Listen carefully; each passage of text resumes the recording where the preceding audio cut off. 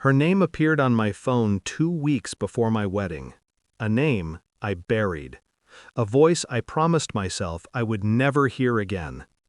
Incoming call, Mara. For a second, my thumb froze above the screen. Not out of longing, those nerves died years ago. It was something else.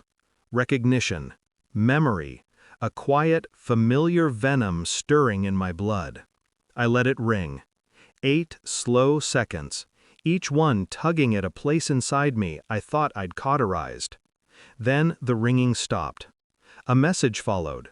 Please, I need to talk to you. It's about him. No name. She didn't need one. There was only one him. My stepbrother. The man I found in my bed. The man she once said she always wanted. I stared at the message, the way one studies a crack in the glass, knowing it's old, but noticing it's spreading again. Behind me, my fiancé laughed in another room, soft, light, uncorrupted. For a moment, the contrast made my chest tighten. I thought I had buried Mara the day she screamed the truth I always sensed but never dared confirm. I never wanted to marry you. I've always wanted him. Her voice still lingered like a stain in the back of my skull. Thin, trembling, desperate. The kind of truth people admit only when cornered. Now she was reaching out. Why? After all these years? Why now, on the eve of my new life?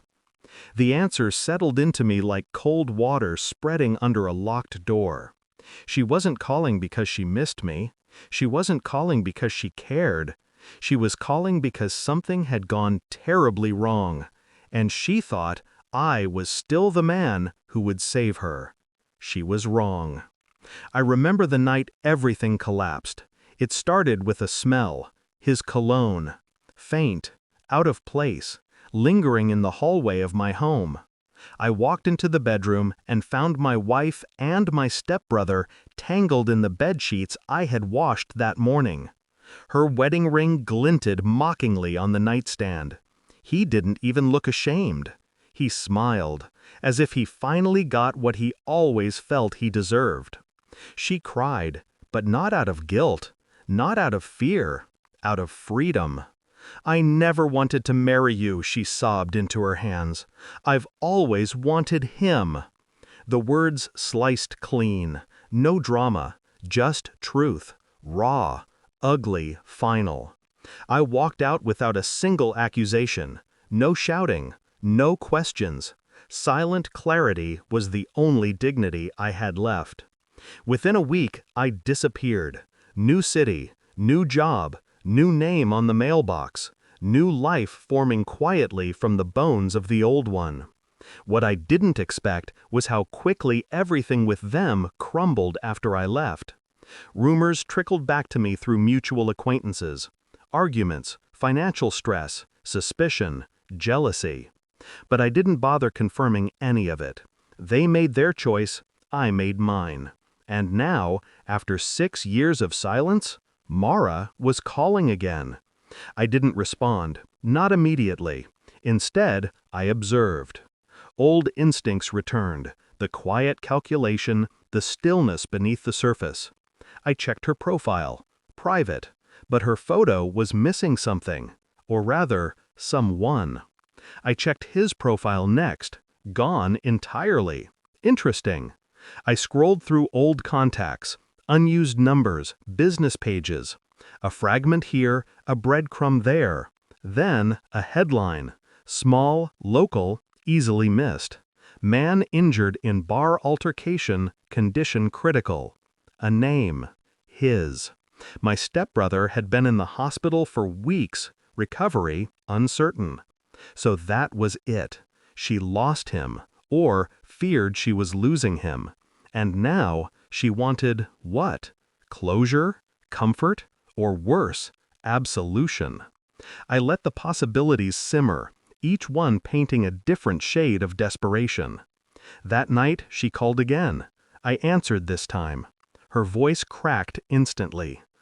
Please, I know you hate me, but I have no one left.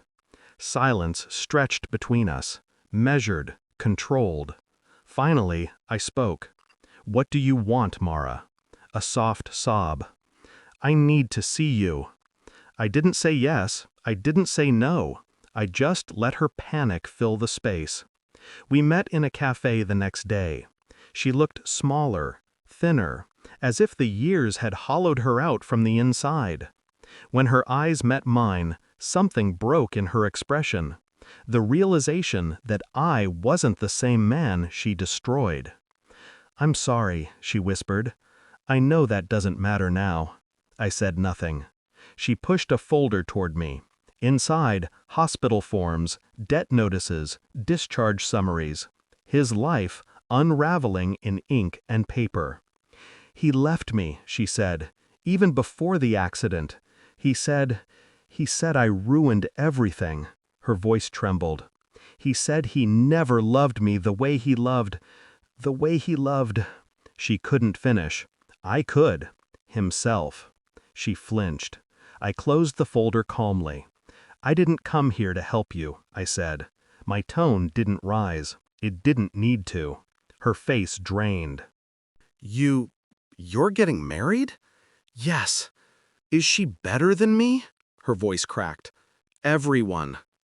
The truth hit her like a physical blow. She sagged in her seat, breath shaking. I stood. She grabbed my wrist. "Please, don't leave.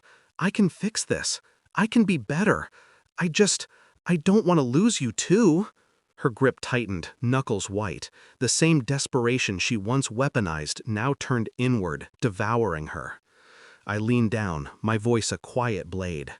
"You lost me the moment you chose him.